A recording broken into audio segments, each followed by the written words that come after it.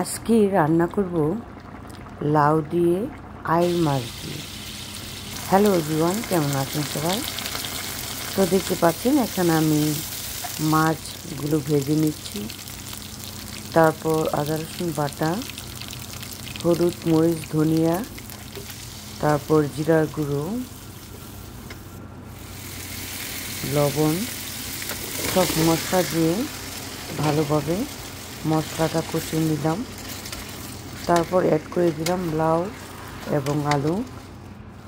তারপর কিছুক্ষণ কষানোর পর অ্যাড করে দিব টমেটো। তো দেখতে পাচ্ছেন লাউটা গলে গেছে। এখন আমি টমেটো অ্যাড করে দিয়েছি। তারপর আবার কিছুক্ষণ পর আমি পানি অ্যাড করে দিলাম।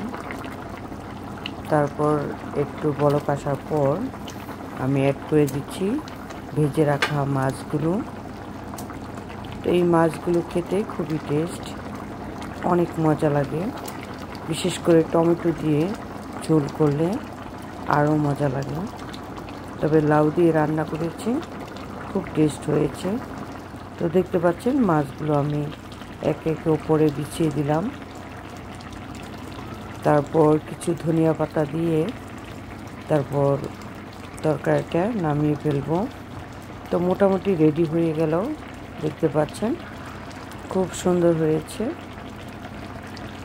তরকারিটা।